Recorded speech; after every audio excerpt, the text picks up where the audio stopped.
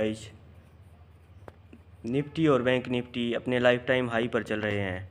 ऐसे में कहाँ ट्रेड करें, हर किसी को यही कन्फ्यूज़न है।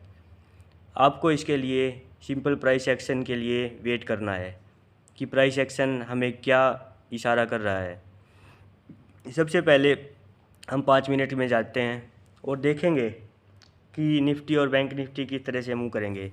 आज की सिचुएशन में देखते हैं कि आज क्या हुआ। बैंक निफ्टी में ट्रेड लेने के लिए हमें बैंक निफ्टी के साथ साथ निफ्टी को भी वॉच करना चाहिए।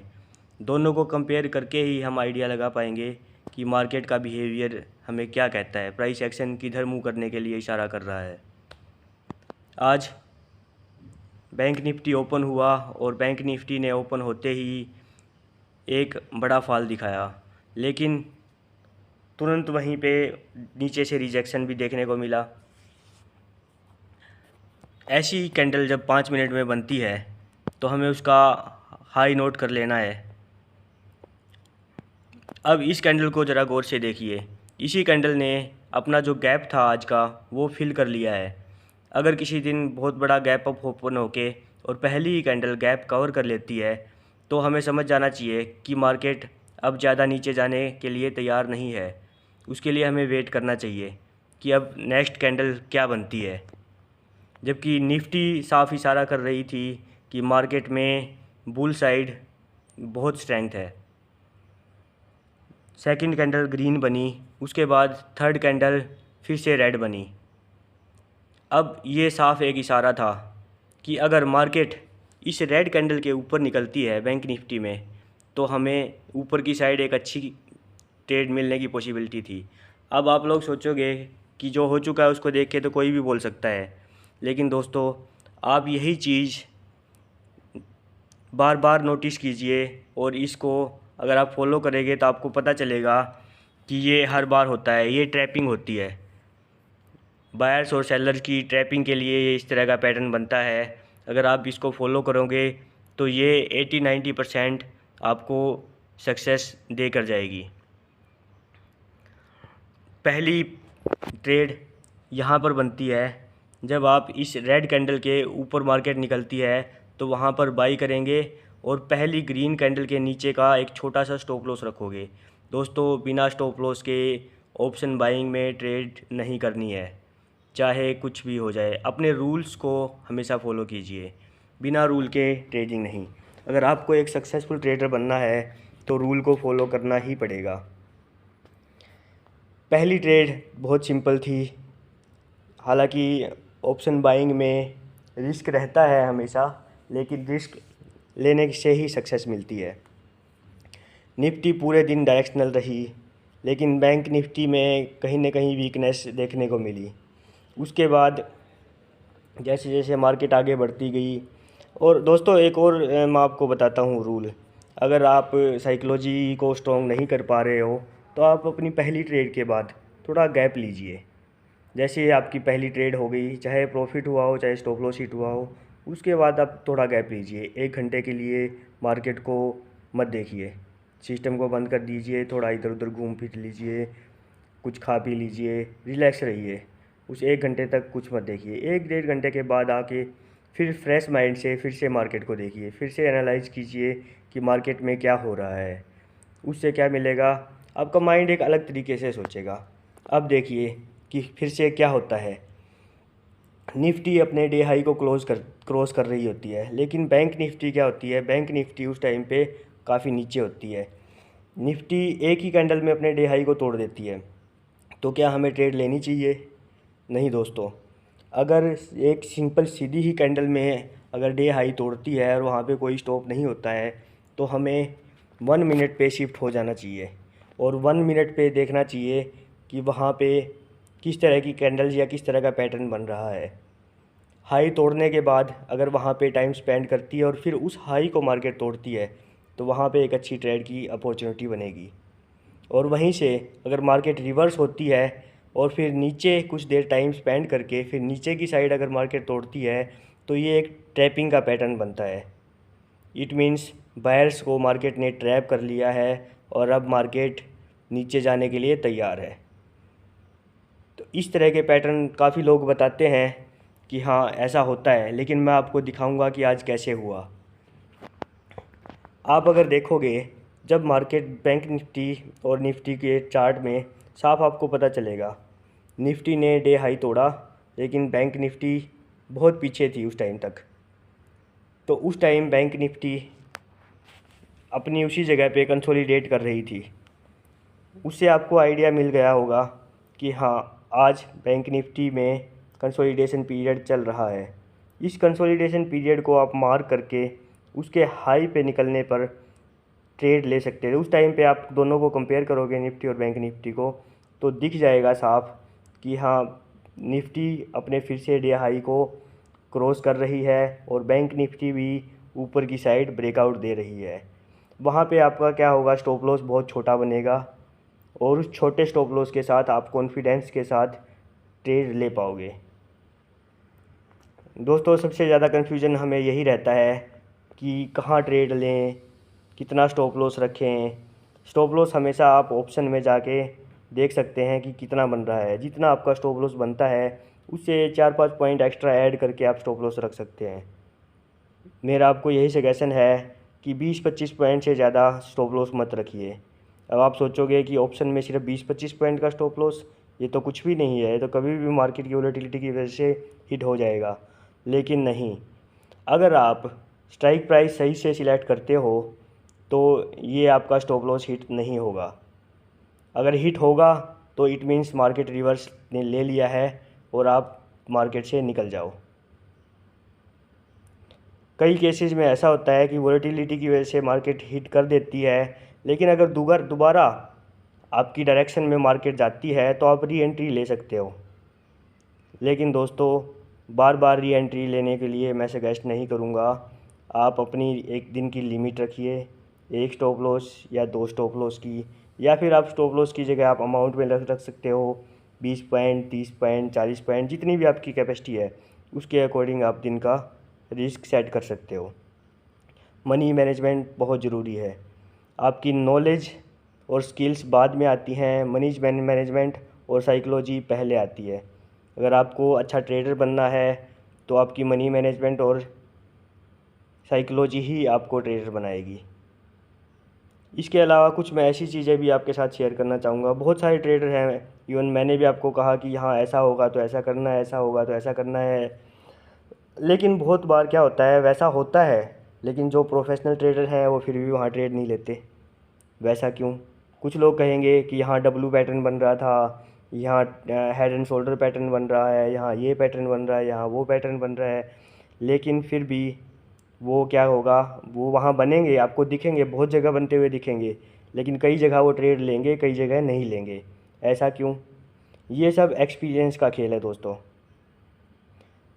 जो भी ट्रेडिंग होती है वो एक्सपीरियंस से ही समझ में आती है। पैटर्न बहुत बनेंगे लेकिन किस दिन काम करेगा, किस दिन काम नहीं करेगा, ये एक्सपीरियंस से ही आपको पता चलेगा। अपने रूल सेट कीजिए, मार्केट को वॉच कीजिए, कोशिश कीजिए एक सुबह या फिर एक शाम को ही ट्रेड लें।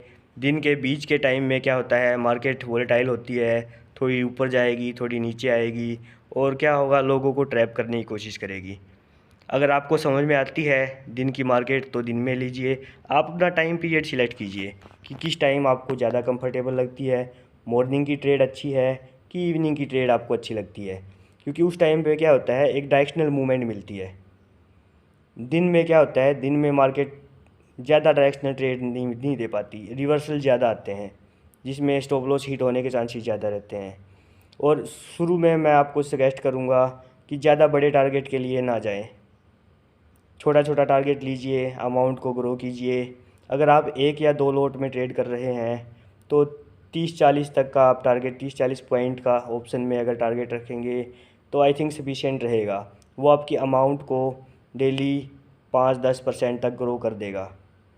फुल अमाउंट से ट्रेड मत कीजिए, कुछ अमाउंट स्पेयर में रखिए, ताकि अगर आपका 1 दिन, 2 दिन, 3 दिन लॉस होता है तो आप अपनी ट्रेडिंग को कंटिन्यू रख सकें। आपकी अमाउंट इतनी होनी चाहिए। अगर मान लो आपने 10,000 ही रखे हैं अकाउंट में और एक ही दिन में 2,000 का लॉस कर दिया, अगले दिन फिर 2,000 का लॉस कर दिया, तो आपके पास 6,000 ही रह पाएंगे। उससे क्या होगा, आप आउट ऑफ द मनी में ट्रेड करने लग जाओगे, आपका सक्सेस रेट क्या होगा, धीरे धीरे कम हो जाएगा, आपकी साइकोलॉजी डिस्टर्ब हो जाएगी। इसलिए जितनी अमाउंट है उसमें से इतनी अमाउंट एटलीस्ट रखिए कि आप 2-3 दिन अगर आपका रेगुलर लॉस हो रहा है तो भी आप ट्रेड कर पाएँ।